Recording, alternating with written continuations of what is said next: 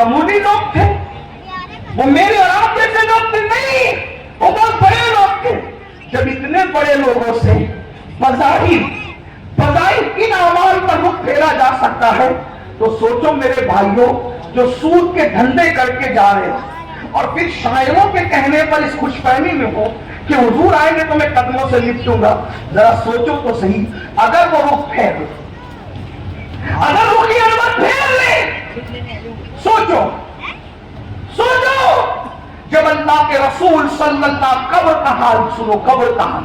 जब अल्लाह के रसूल सल्लल्लाहु अलैहि वसल्लम की चची सैयदा फातिमा बिन्त असद, मौलाए कायनात की प्यारी अम्मी जान, जिनके बारे में हुजूर फरमाते ये मेरी चची नहीं है, ये मेरी माँ है, माँ। इन्होंने मुझे माँ की तरफ पाला, माँ की तरफ प्यार दिया। अल्लाह के रसूल अलैहि सलाम जब उनका विसाल हुआ, अपना तहबन, अपना कुर्ता शरीफ तबरुक के तौर पर उनको अता फरमाया, और उसके बाद उनकी कब्र में हुजूर लेट गए। कब्र में ऐसा किसी के साथ नहीं किया, पहली मर्तबा जिसके साथ किया वो सैयदा फातिमा बिन्त असद थी, उनकी कब्र में लेट गए। तो किसी ने कहा आका आज से पहले तवज्जो करना, माइंड सेट करके रखने वालों, शायरी की दुनिया और है, हकीकतों की दुनिया और है। कब्र के फैसले मेरे और आपकी मर्जी के मुताबिक नहीं होने, कब्र के फैसले हमारी अपनी तबीयतों के मुताबिक नहीं होने।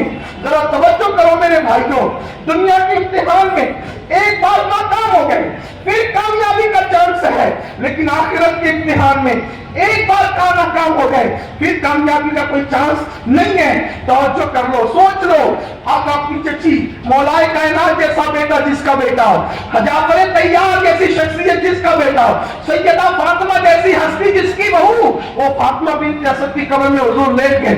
और लेटने के बाद अल्लाह अल्लाह सरकार से पूछा आका आपने पहले कभी ऐसा नहीं किया?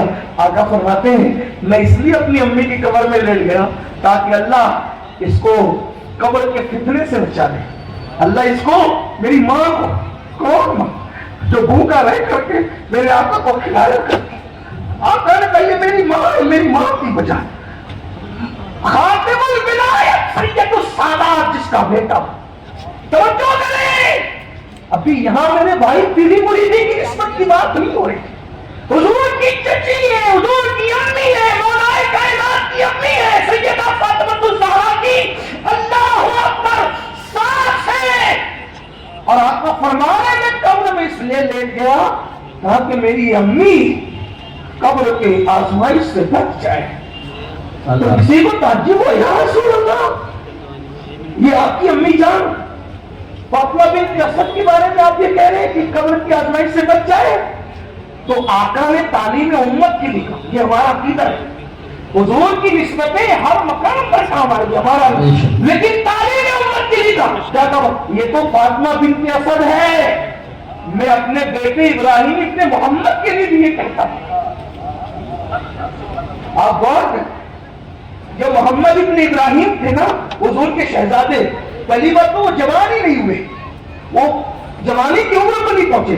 बुजुर्गों ने फरमाया अगर वो जवान होते तो हुजूर के बाद वो नबी होते, लेकिन चूंकि खत्मे नबूवत का अकीदा मुसल्लम है इसलिए कुदरत ने उनको जवान होने ही नहीं दिया। जैसे फरमाया कि मेरे बाद अगर कोई नबी होता तो उमर इब्ने खत्ताब होते, मगर नबूवत खत्म हो चुकी, अल्लाहु अकबर, तो आका ने सलाम फरमाते और उनका विसाल बिल्कुल शीर खागी के आलम में, बचपने के आलम में हो गया।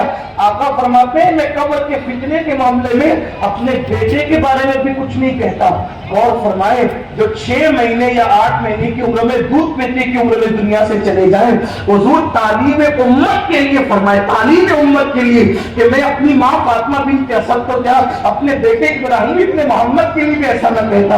मेरे भाइयों सोचो ना, अपनी रातें कैसे गुजरती है, अपना दिन कैसे गुजरता है, अपने हालात क्या है। अल्लाह के लिए अपने आप पे रहम कर लो। और गुफ्तगू को आखिरी पहलू देते हुए बस इतना अर्ज करूंगा, आज दुनिया बस एक करते, आज दुनिया हमें आवारा बनाना चाहती है, आज दुनिया हमें अल्लाह गुनाहगार बनाना चाहती है, मुजरिम बनाना चाहती है। इसलिए मेरी कौम के जवानों को वो मुजरिम बनाने के लिए कभी शराब का आदी, कभी नशे का आदी, कभी जुए का आदी बनाना चाहती है।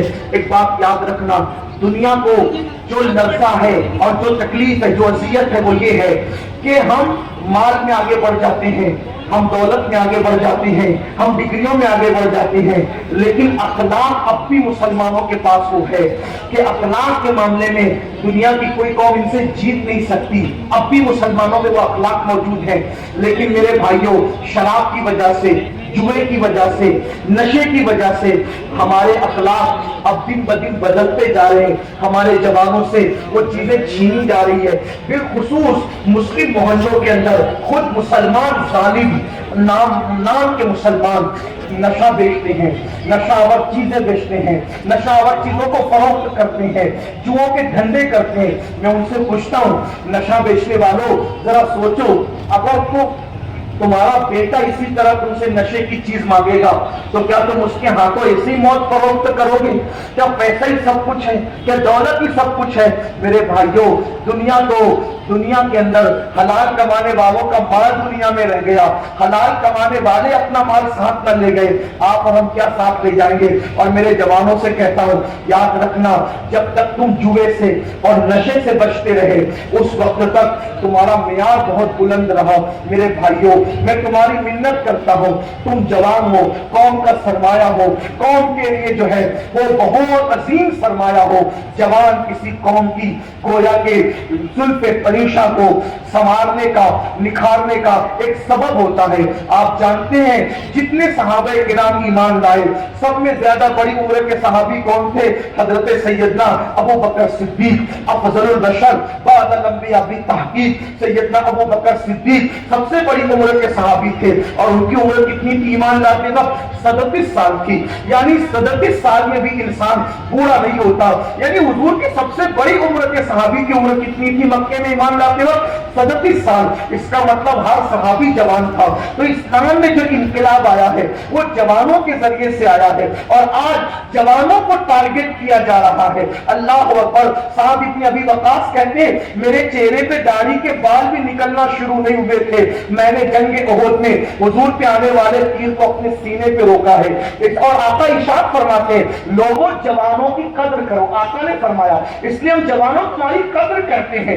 کیوں قدر کرتے پتہ؟ کیونکہ ہمارے آقا نے فرمایا کہ جوانوں کی قدر کرو، کیونکہ جب میں نے نبوت کا اعلان کیا تو بدھوں نے میری دعوت کو رد کر دیا اور جوانوں نے میری دعوت کو قبول کر لیا۔